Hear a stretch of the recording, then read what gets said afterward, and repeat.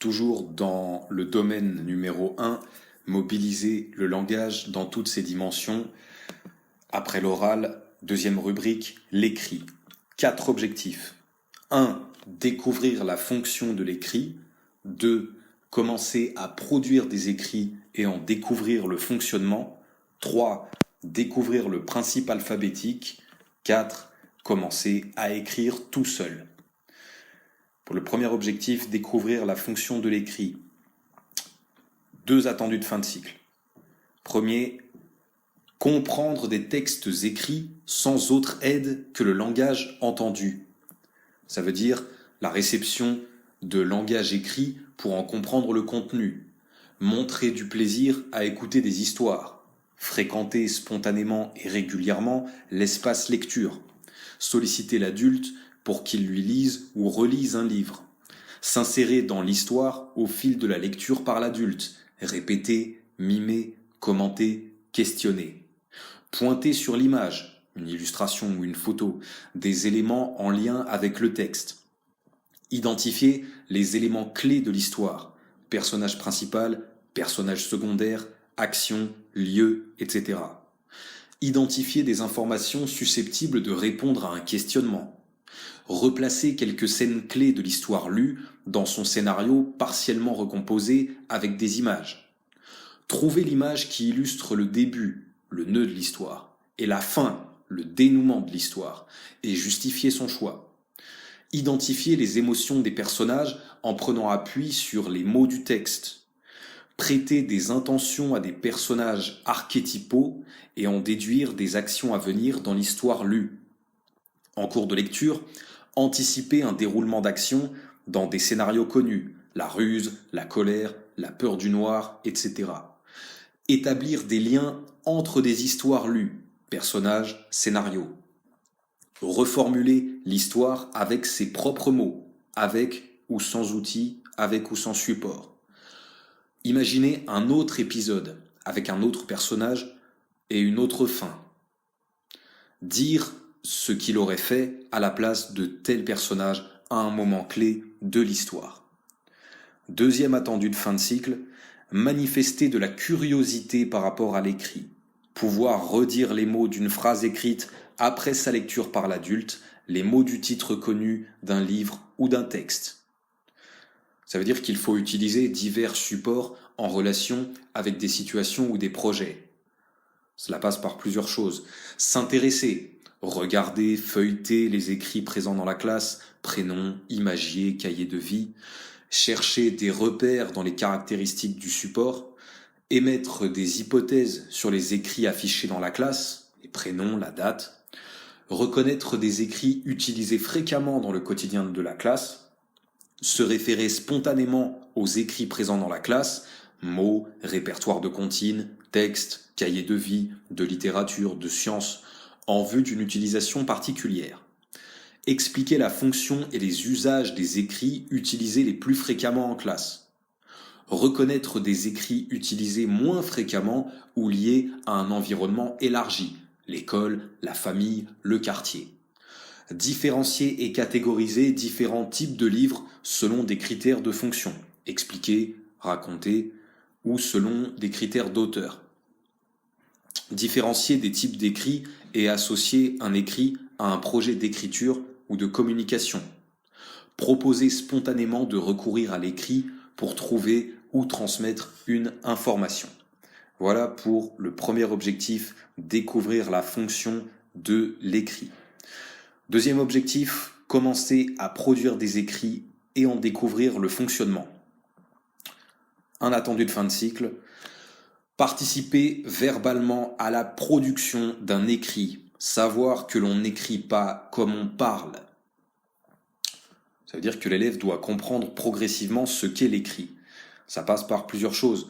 Faire des propositions de fragments de l'information, faire des propositions d'organisation du texte, évoquer le destinataire, ce qu'il sait, pense, croit, se demande, répéter à l'identique l'énoncé à écrire, utiliser des formats syntaxiques simples pour produire un énoncé qui peut s'écrire, ralentir son débit pour s'adapter au rythme de l'écriture en s'approchant du découpage de la chaîne parlée en mots, formuler ou reformuler son propos pour respecter les règles de l'écrit, la négation avec ne plus loin pas, suppression de reprises pronominales, le loup, il fait, nanana, etc.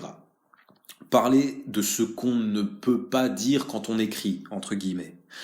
Choisir le lexique de spécialité utilisé dans la classe et complexifier l'organisation syntaxique de son énoncé, avec des compléments, des relatifs, des conjonctives.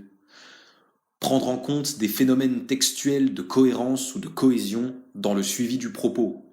Demander des relectures. Faire des propositions de correction pour se rapprocher de la forme écrite, syntaxe, vocabulaire, concordance des temps.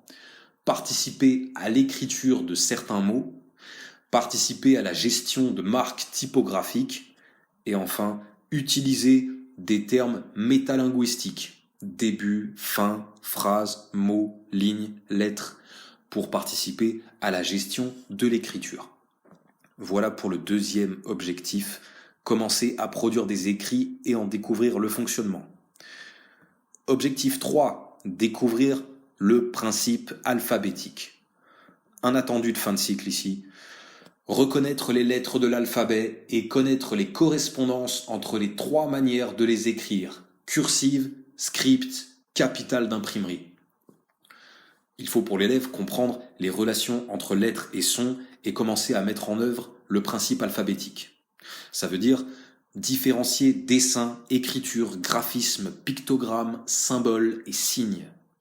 Identifier son prénom en prenant des repères visuels, forme de majuscule, longueur, point sur un i, accent, graphie particulière comme le X ou le H, dernière lettre, trait d'union, etc. Identifier des mots en prenant appui par exemple sur la longueur, en sachant qu'elle correspond à la longueur de l'énoncé oral. Identifier des mots en prenant appui par exemple sur les lettres et leur ordre, puis en fonction de la lettre, en grande section, sa valeur sonore. Faire correspondre les 3 écritures en tracé manuscrit et sur traitement de texte. Passer d'une écriture à une autre, capitale d'imprimerie, script et cursive. Reconnaître et nommer la majorité des lettres de l'alphabet. Marquer l'espace entre chaque mot pour écrire un titre, une phrase. Utiliser le lexique qui permet de nommer les unités de langue. Mots, lettres, syllabes, sons, phrases, textes, lignes, majuscules. Et enfin, décomposer le mot en syllabes en isolant la syllabe qu'il écrit, en énonçant le nom de la lettre et sa valeur sonore. Voilà pour l'objectif 3, découvrir le principe alphabétique. Objectif 4, le dernier, commencer à écrire tout seul. 3 attendus de fin de cycle. Écrire son prénom en écriture cursive sans modèle. Copier à l'aide d'un clavier. Écrire seul un mot en utilisant des lettres ou groupes de lettres empruntés aux mots connus. Ça passe d'abord par des exercices graphiques. Produire un tracé avec une intention, prendre des repères dans l'espace feuille, gérer l'espace graphique, aller de gauche à droite et maintenir un alignement, adopter une posture confortable, tenir de façon adaptée l'instrument d'écriture, tracer chaque lettre, enchaîner plusieurs lettres en ne levant qu'à bon escient l'instrument d'écriture, s'exercer à des transcriptions de mots, phrases, courts textes connus, à leur saisie sur ordinateur aussi. Il y a aussi des essais d'écriture de mots. Cela veut dire produire des suites de lettres, pseudo-lettres ou des lettres sans valeur sonore. Utiliser le nom des lettres pour encoder un mot. Par exemple, la lettre K et la lettre O pour écrire cacao. Utiliser des mots connus mémorisés ou retrouvés dans les outils de la classe. Affichage, répertoire de mots, texte de référence, etc. Utiliser un morceau de mots connu. Utiliser un code quel qu'il soit. Un phonogramme, j'ai dessiné une dent pour faire le son en, une lettre O pour écrire mot, qui a la valeur symbolique d'unité entendue dans la prononciation du mot. Encoder un mot en prenant appui sur la syllabe, par exemple la lettre A et la lettre E pour écrire malade. Et enfin, encoder un mot en prenant appui sur la syllabe et le phonème. F-O-T-O pour écrire photo, L-I-V-E-R pour écrire l'hiver.